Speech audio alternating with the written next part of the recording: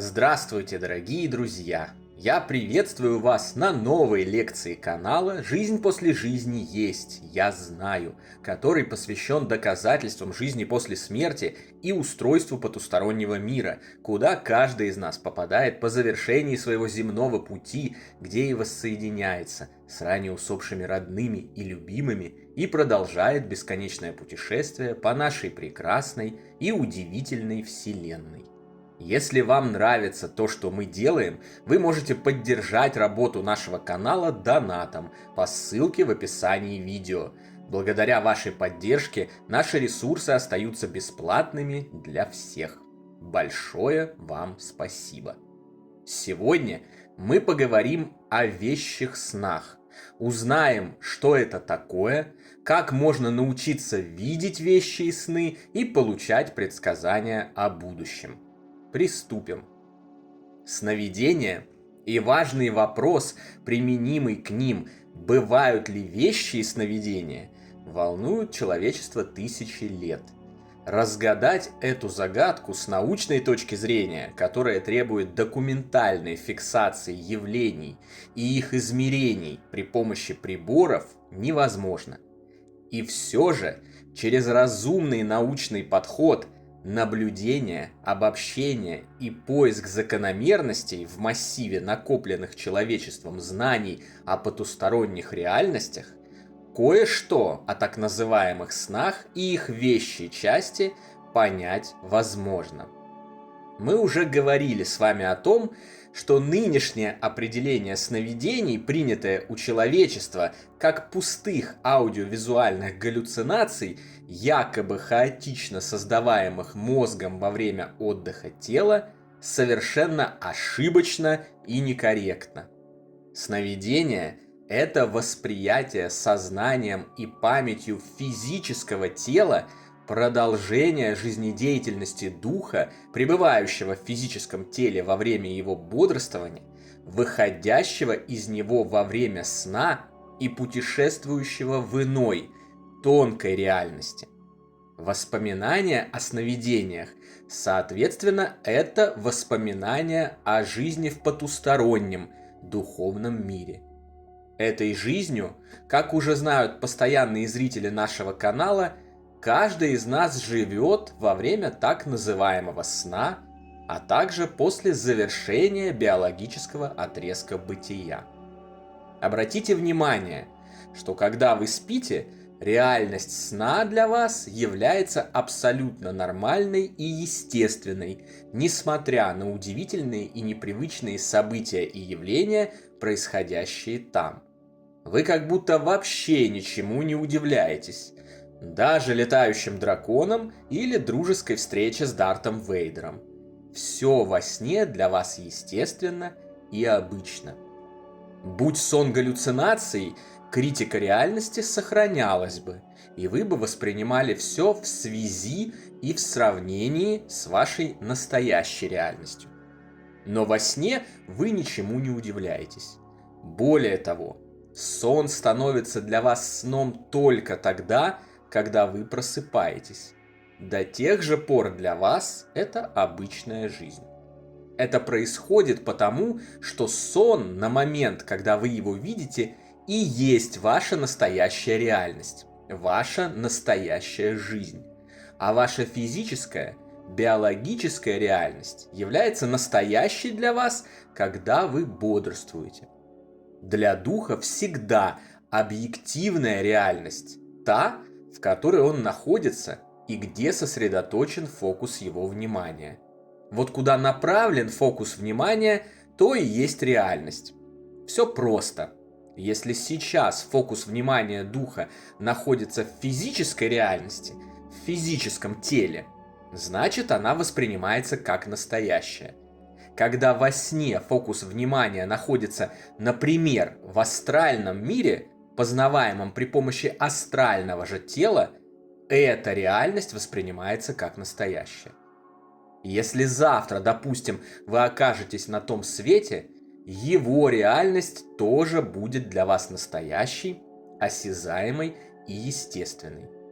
Именно с этим и связаны, казалось бы, удивительные утверждения развоплощенных духов о том, что на том свете есть вполне вещественные дома, дороги, тела людей, деревья, цветы и прочие привычные нам вещи. Но на самом деле, исходя из накопленных знаний о жизни после смерти и устройстве потустороннего мира, ничего удивительного в этом нет. Наоборот, все логично и закономерно.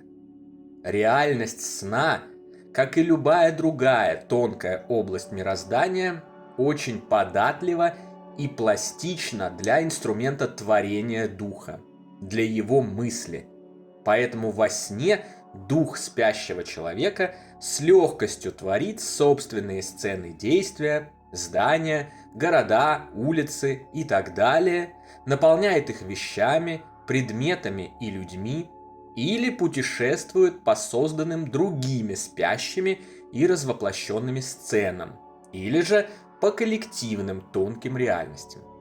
Любая реальность при этом является настоящей для обитающих в ней духов. Подчеркиваю, любая реальность, как собственная, созданная одним духом, так и реальность, созданная, или еще можно сказать, намысленная, множеством других духов коллективно. Великолепные деревни и города того света, в которых проживают умершие и о которых мы рассказывали в других наших лекциях об устройстве загробного мира, это как раз пример коллективно созданной множеством духов реальности. А картины сна – это в подавляющем большинстве случаев реальность, творимая одним духом – духом сновидца. Отсюда же прозрачно вытекает и ответ на вопрос, существуют ли вещие сны. В классическом их понимании, как показанная кем-то картинка, предсказывающая будущее, нет, не существует. Никто не знает будущего. Будущее – это очень туманная, подвижная сущность, меняющаяся каждое мгновение и находящаяся в зависимости от свободной воли всех, кто задействован в событиях. Фактически можно сказать, что будущего не существует. Существует только сейчас. Будущее же еще не написано, не предрешено и определяется огромным множеством факторов в моменте сейчас, трудно поддающихся какому-либо контролю. Чтобы предсказывать будущее со стопроцентной вероятностью угадывания, нужны колоссальные вычислительные мощности, дающие возможность просчитать все исходы всех решений, всех же задействованных в том или ином событии участников, влияние природных явлений, космических процессов и множество прочих факторов. Подобные вычислительные мощности доступны только Богу и его ближайшим соратникам. Мы же, обычные, среднестатистические и довольно малоразвитые пока духи, оперируем гораздо меньшими мощностями. Однако не торопитесь обесценивать себя и свою божественную духовную природу. Кое-что мы все-таки можем. Вещий сон – это моделирование духом, находящимся в тонкой реальности, определенного развития событий будущего из множества возможных, и их просчет, который в итоге совпал с событиями физической реальности. То есть, грубо говоря, вещий сон – это простое прогнозирование или угадывание исхода того или иного события в виде аудиовизуальной сцены и прокрутки ее событий. Если вам приснился сон, в котором, например, ваш родной и любимый человек умирает, а затем все так и случилось, это значит, что ваш дух, ночью покинув тело и находясь в тонкой реальности, просчитывал разные варианты будущего, моделируя их в аудиовизуальном виде. Один из таких вариантов показал ему смерть вашего близкого, а ваше биологическое сознание сохранило его в памяти, поскольку для него это имеет большое значение. Именно этот вариант в данном случае и реализовался в физической реальности. Но это произошло не потому, что вам приснился вещий сон, а вы его не предотвратили.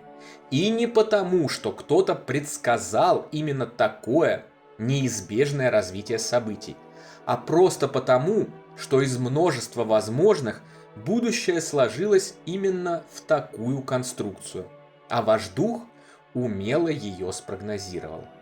Если обратиться к моему личному опыту, то примерно за полгода до смерти моего самого родного и близкого человека, Дани, благодаря которому мы все здесь с вами и собрались, я как раз и увидел сон о его смерти. Обстоятельства сновидческой сцены были отличными от наступившей спустя 6 месяцев реальности. В моем сне он умер не от онкологии, а под колесами автомобиля. Но общая суть была верна, то есть в целом мой прогноз сбылся. Отличались лишь мелкие, незначительные детали. Вот это и есть корректное понимание вещего сна. Поскольку вещие сны, как и любые другие предсказания, являются фактически простым угадыванием через моделирование духом различных вариантов будущего, никто и не может научиться видеть вещие сны постоянно или по заказу. Будь это возможно, обязательно были бы люди, умеющие это делать и не ошибающиеся в предсказаниях, основанных на снах. Но таких людей не существует. И даже самый сильный провидец, имеющий высокую долю совпадений прогнозов, регулярно совершает ошибки в предсказаниях. Не меньшее количество ошибок совершают и духи, выходящие на связь с живыми. Многие из них очень любят упражняться в предсказывании будущего, по-видимому, с воодушевлением воспринимая новые, открывшиеся им после смерти возможности сознания. Но, как правило, всегда совершают ошибки в этом деле. И все же прокачать умение видеть вещи и сны можно. Но достигается это не какими-то волшебными заклинаниями, таинственными практиками и тайными аффирмациями, а банальным развитием ума, сообразительности и умения прогнозировать. То есть все той же обычной учебой и стремлением к знаниям, о важности которого мы все время говорим. Если получать образование, расширять свой багаж знаний, обретать все больше и больше опыта в той или иной области бытия, внимательно наблюдать за людьми, событиями и явлениями, и через это учиться лучше прогнозировать развитие тех или иных ситуаций, вы сможете научиться предсказывать будущее и обретете способность делать это как во сне, так и наяву. Для закрепления повторим. Ваше сознание непрерывно, вы никогда не спите. А когда ваше физическое тело отдыхает и отключается от физической же реальности, вы продолжаете жить в форме духа, используя при этом другое, более тонкое, нежели физическое тело. Обладая в этой духовной форме более продвинутым аппаратом мышления и взаимодействия с реальностью, вы изредка угадываете развитие событий, просчитывая их возможные исходы во время этих ночных путешествий. Запоминаете вы только те исходы, которые угадали, называя это вещим сном. Но на самом деле большая часть таких просчетов оказывается ошибочной. Сновидение – это огромная и удивительная непознанная область мироздания, которую необходимо изучать, чтобы продвигаться в собственном развитии, а также в понимании мира, его физической и тонких реальностей и происходящих в них процессов. Но, как и в любом другом случае, очень важно сохранять трезвость рассудка и здоровый научный подход к их изучению, чтобы избежать ошибочных выводов, основанных на давно устаревших верованиях и заблуждениях. На сегодня это все, дорогие друзья. дополнительную интересную и полезную информацию за пределами лекций, ответы на ваши вопросы о жизни после смерти в целом и по этой лекции в частности, а также познавательные статьи о потустороннем мире вы найдете в нашем телеграм-канале. Напоминаю, что если у вас есть вопросы по нашей дисциплине, то задать их мне вы можете под любым видео или в специальной теме раздела «Записи». А ответы на них я как раз и даю в Телеграме в порядке живой очереди. Ссылка на него, как всегда, в описании видео и на экране. Добро пожаловать! Встречаемся на новой лекции здесь же, на нашем YouTube-канале. А пока всего вам самого лучшего, волшебного и замечательного.